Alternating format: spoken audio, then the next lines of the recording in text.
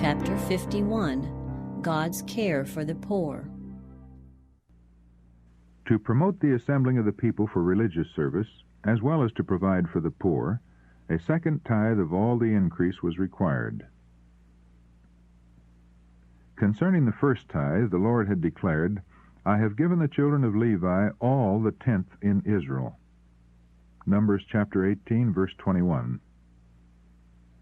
But in regard to the second, he commanded, "Thou shalt eat before the Lord thy God in the place which he shall choose to place his name there, the tithe of thy corn, of thy wine, and of thine oil, and the firstlings of thy herds and of thy flocks, that thou mayest learn to fear the Lord thy God always." Deuteronomy chapter 14, verses 23 and 29, chapter 16, verses 11 to 14. This tithe, or its equivalent in money, they were for 2 years to bring to the place where the sanctuary was established. After presenting a thank offering to God and a specified portion to the priest, the offerers were to use the remainder for a religious feast in which the Levite, the stranger, the fatherless, and the widow should participate. Thus provision was made for the thank offerings and feasts at the yearly festivals, and the people were drawn to the society of the priests and Levites, that they might receive instruction and encouragement in the service of God. Every third year, however, this second tithe was to be used at home, in entertaining the Levite and the poor, as Moses said, "that they may eat within thy gates and be filled." Deuteronomy chapter 26, verse 12. This tithe would provide a fund for the uses of charity and hospitality. And further provision was made for the poor. There is nothing, after their recognition of the claims of God, that more distinguishes the laws given by Moses than the liberal, tender, and hospitable spirit enjoined toward the poor. Although God had promised greatly to bless his people, it was not his design that poverty should be wholly unknown among them. He declared that the poor should never cease out of the land. There would ever be those among his people who would call into exercise their sympathy, tenderness, and benevolence. Then, as now, persons were subject to misfortune, sickness, and loss of property.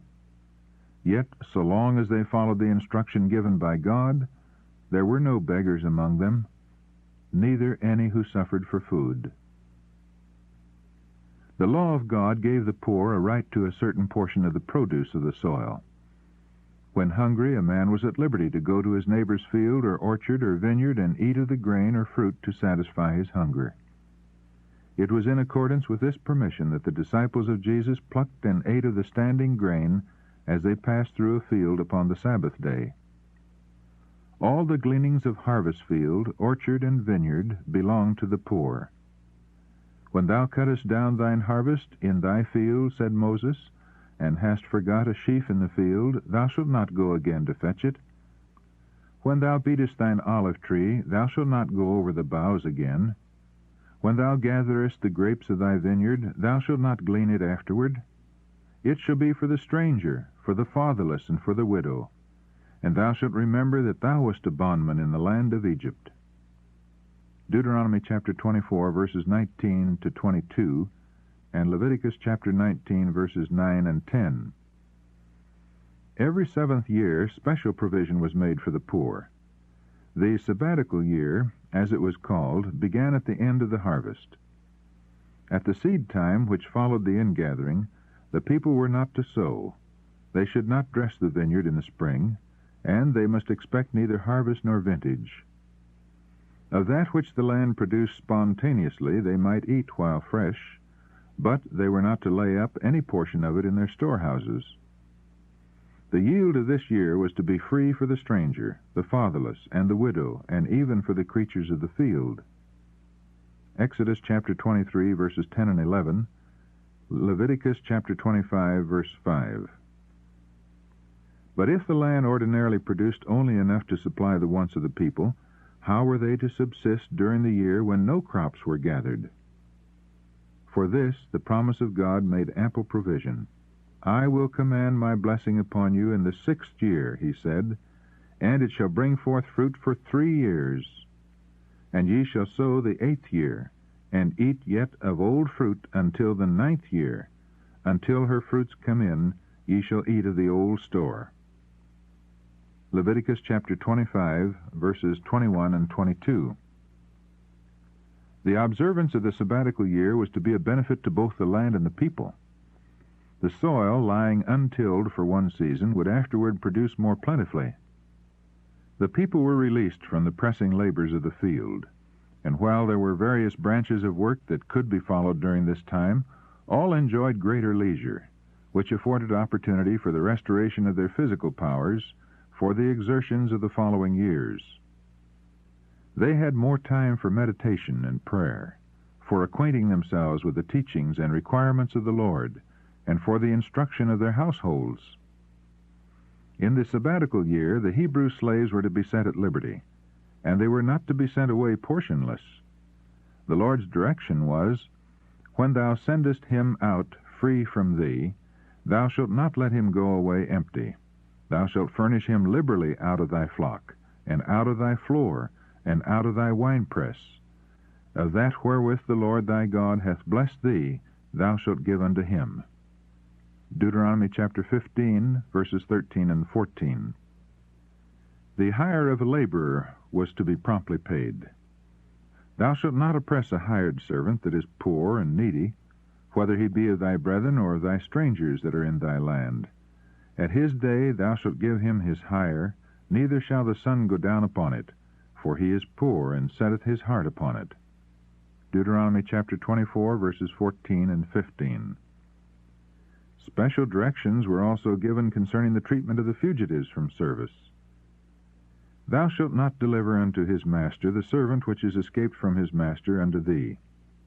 He shall dwell with thee, even among you, in that place which he shall choose in one of thy gates, where it liketh him best. Thou shalt not oppress him. Deuteronomy chapter 23, verses 15 and 16. To the poor, the 7th year was a year of release from debt. The Hebrews were enjoined at all times to assist their needy brethren by lending them money without interest. To take usury from a poor man was expressly forbidden. If thy brother be waxen poor, and fallen in decay with thee, then thou shalt relieve him, yea, though he be a stranger or a sojourner, that he may live with thee. Take thou no usury of him, or increase, but fear thy God, that thy brother may live with thee.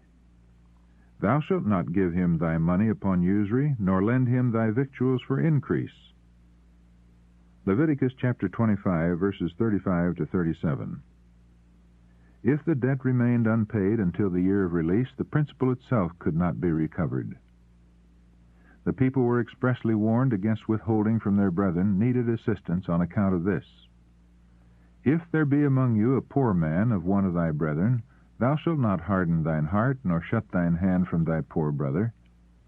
Beware that there be not a thought in thy wicked heart, saying, The 7th year, the year of release is at hand. And thine eye be evil against thy poor brother, and thou givest him not, and he cry unto the Lord against thee, and it be sin unto thee. The poor shall never cease out of the land. Therefore I command thee, saying, Thou shalt open thine hand wide unto thy brother, to thy poor, and to thy needy in thy land, and shalt surely lend him sufficient for his need in that which he wanteth. Deuteronomy chapter 15, verses 7 to 9, and verse 11, and verse 8. None need fear that their liberality would bring them to want.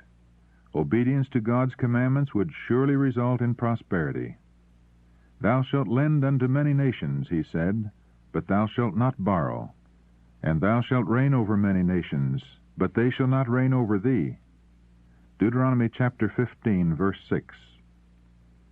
After 7 Sabbaths of years, 7 times 7 years, came that great year of release, the Jubilee.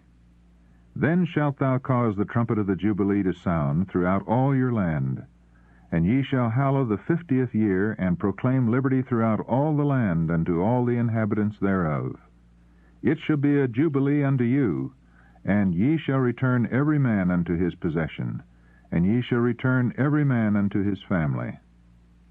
Leviticus chapter 25, verses 9 and 10. On the 10th day of the 7th month, in the Day of Atonement, the trumpet of the Jubilee was sounded. Throughout the land, wherever the Jewish people dwelt, the sound was heard, calling upon all the children of Jacob to welcome the year of release. On the great Day of Atonement, satisfaction was made for the sins of Israel, and with gladness of heart the people would welcome the Jubilee. As in the sabbatical year, the land was not to be sown or reaped, and all that it produced was to be regarded as the rightful property of the poor. Certain classes of Hebrew slaves, all who did not receive their liberty in the sabbatical year, were now set free. But that which especially distinguished the year of Jubilee was the reversion of all landed property to the family of the original possessor. By the special direction of God, the land had been divided by lot. After the division was made, no one was at liberty to trade his estate. Neither was he to sell his land unless poverty compelled him to do so, and then, whenever he or any of his kindred might desire to redeem it, the purchaser must not refuse to sell it, and if unredeemed, it would revert to its first possessor or his heirs in the year of Jubilee. The Lord declared to Israel, "The land shall not be sold forever, for the land is mine. For ye are strangers and sojourners with me." Leviticus chapter 25, verse 23. The people were to be impressed with the fact that it was God's land which they were permitted to possess for a time, that He was the rightful owner, the original proprietor, and that He would have special consideration made for the poor and unfortunate. It was to be impressed upon the minds of all that the poor have as much right to a place in God's world as have the more wealthy. Such were the provisions made by our merciful Creator to lessen suffering, to bring some ray of hope, to flash some gleam of sunshine into the life of the destitute and distressed. The Lord would place a check upon the inordinate love of property and power. Great evils would result from the continued accumulation of wealth by one class and the poverty and degradation of another. Without some restraint, the power of the wealthy would become a monopoly, and the poor, though in every respect fully as worthy in God's sight, would be regarded and treated as inferior to their more prosperous brethren. The sense of this oppression would arouse the passions of the poorer class. There would be a feeling of despair and desperation which would tend to demoralize society and open the door to crimes of every description. The regulations that God established were designed to promote social equality. The provisions of the sabbatical year and the Jubilee would, in a great measure, set right that which during the interval had gone wrong in the social and political economy of the nation. These regulations were designed to bless the rich no less than the poor. They would restrain avarice and a disposition for self-exaltation, and would cultivate a noble spirit of benevolence. And by fostering goodwill and confidence between all classes, they would promote social order, the stability of government. We are all woven together in the great web of humanity, and whatever we can do to benefit and uplift others will reflect in blessings upon ourselves. The law of mutual dependence runs through all classes of society. The poor are not more dependent upon the rich than are the rich upon the poor. While the one class ask a share in the blessings which God has bestowed upon their wealthier neighbors, the other need the faithful service, the strength of brain and bone and muscle that are the capital of the poor.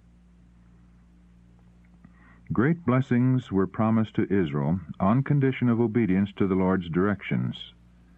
"I will give you rain in due season," He declared, "and the land shall yield her increase, and the trees of the field shall yield their fruit. And your threshing shall reach unto the vintage, and the vintage shall reach unto the sowing time. And ye shall eat your bread to the full, and dwell in your land safely. And I will give peace in the land, and ye shall lie down, and none shall make you afraid. And I will rid evil beasts out of the land, neither shall the sword go through your land. I will walk among you, and will be your God, and ye shall be my people.